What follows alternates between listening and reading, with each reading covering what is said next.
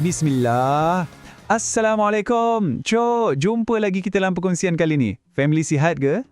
Bayangkan waktu Perang Dunia Pertama tengah memuncak, masa tu Empayar Uthmaniyah dah goyah teruk.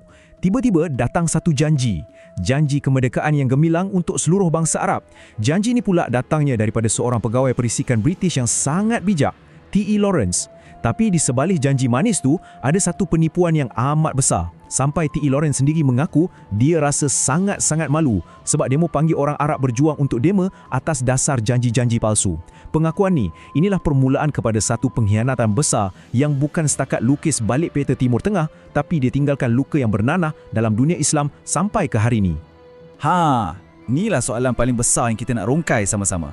Macam mana janji yang sepatutnya menyatukan, yang bagi harapan, akhirnya jadi punca perpecahan ummah yang paling teruk.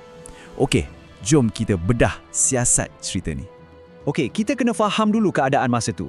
Awal tahun 1900-an, Empayar Uthmaniyah ni orang dah panggil The Sick Man of Europe, orang sakit Eropah. Memang dah nazak. Dalam masa yang sama, dekat Semenanjung Arab, semangat nak bebaskan bangsa sendiri tengah meluap-luap. Orang Arab dah lama impikan satu negara merdeka yang bersatu di bawah satu bendera. Dan dalam keadaan tegang inilah, muncul seorang watak penting. Inilah orangnya, Sharif Hussein bin Ali. Beliau bukan calang-calang orang. Dia pemerintah Hejaz, penjaga dua kota suci, Mekah dan Madinah, dan yang paling penting, beliau berketurunan Nabi SAW.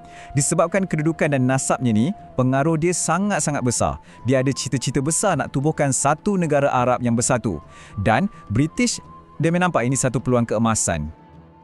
Ini dia bukti pengkhianatan tu, cu. Semuanya bermula dengan surat-surat antara Sharif Hussein dengan Pesuruhjaya Tinggi British kat Mesir, Sir Henry McMahon. Janji yang McMahon bagi ni, memang jelas dan meyakinkan.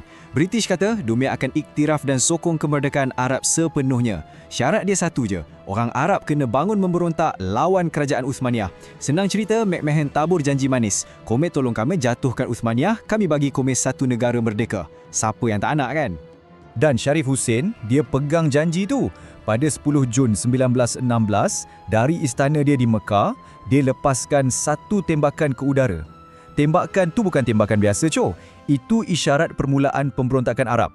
Serta-merta, api perjuangan mula marak di seluruh padang pasir. Masa inilah watak T.A. Lawrence atau Lawrence of Arabia muncul. Dia ni bukan askar biasa. Dia ni asalnya seorang ahli arkeologi, fasih cakap Arab, faham sangat selok-belok budaya dan politik puak-puak kat sana. Jadi British hantar dia untuk bantu tentera Arab. Dan tak lama lepas tu, dialah yang jadi kepala, jadi arkitek strategi perang Deme. Lawrence ni bijak. Dia tak suruh Deme lawan depan-depan dengan tentera Uthmaniyah yang lagi kuat. Sebaliknya, dia ajar taktik perang gerila. Serang sikit-sikit tapi berbisa. Sasaran utama Deme, landasan kereta api Hijaz. Tahu kenapa? Sebab landasan ni ibarat urat leher tentera Uthmaniyah. Guna dinamit, Deme letupkan landasan, serang hendak kereta api, potong habis bekalan. Akhirnya, logistik Uthmaniyah dekat Madinah lumpuh sepenuhnya. Dan strategi ni memang menjadi, Cok. Komet tengok garis masa ni. Pemberontakan mula Jun 1916. Setahun je lepas tu, Julai 1917, Deme tawan pelabuhan penting Aqabah. Itu satu kemenangan yang sangat besar. Kemuncaknya, Oktober 1918, tentera Arab yang diketuai anak Sharif Hussein, putera Faisal, berjaya masuk ke Damsyik. Masa tu Deme rasa impian dah kat depan mata. Kemerdekaan dah terbayang. Tapi, masa Lawrence dengan pahlawan-pahlawan Arab tengah bergadai nyawa, berpanas terik kat padang pasir, nun jauh di Eropah, dalam bilik-bilik berhawa dingin, satu penipuan yang lagi besar tengah dimitrai. Ya, masa orang Arab dijanjikan sebuah negara, nasib Deme sebenarnya dah pun siap dilukis atas peta oleh dua orang yang Deme tak pernah kenal pun. Inilah dalangnya. Sir Mark Sykes, wakil British, dan Francois Georges-Picot, wakil Perancis. Dome ni berjumpa secara senyap-senyap, langsung tak bagi tahu orang Arab. Atas meja Dome ada peta wilayah Uthmaniyah. Dan Dome bahagi-bahagikan tanah tu macam potong kek hari jadi je. Inilah hasilnya, perjanjian Sykes-Picot. Komet tengok jadual ni, selambar je Deme bahagikan. Zon biru Syria dengan Lebanon, Perancis punya. Zon merah Iraq dengan Jordan, British punya. Deme cuma ambil pembaris, lukis satu garisan lurus atas peta. Selesai. Impian orang Arab untuk sebuah negara bersatu hancur lebur macam tu je. Cuba kita bandingkan. Janjinya, satu kerajaan Arab bersatu. Tapi realitinya, tanah tu dikerat dua antara British dan Perancis. Janjinya kemerdekaan penuh. Realitinya, cuma dapat kawalan penjajah. Dan yang paling menyakitkan hati, janji pada Sharif Hussein tu dibuat terang-terang. Tapi perjanjian Sykes-Picot ni dibuat senyap-senyap di belakang. Ini pengkhianatan tahap tertinggi. Tapi cerita dia tak habis kat situ, cu. Pengkhianatan ni lagi berselirat.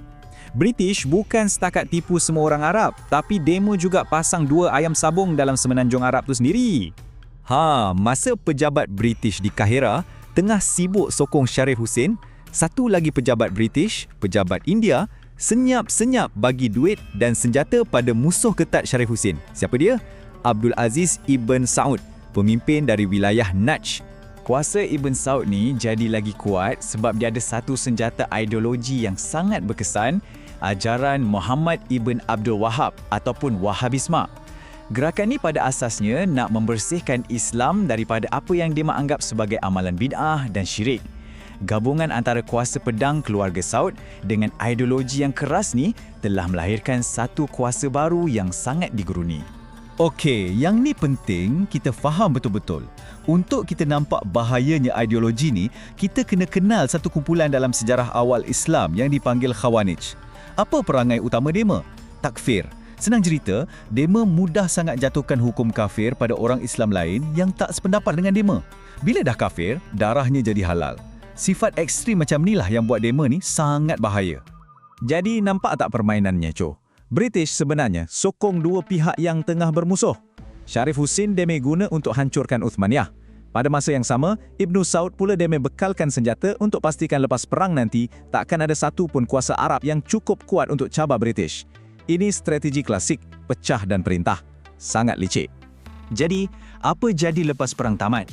Kesannya adalah satu tragedi yang parutnya kita masih nampak sampai hari ini. Pokok pengkhianatan yang British tanam tu akhirnya dah mula berbuah dan buahnya sangat-sangat pahit. Jadi, macam mana impian besar tu boleh hancur berkecai?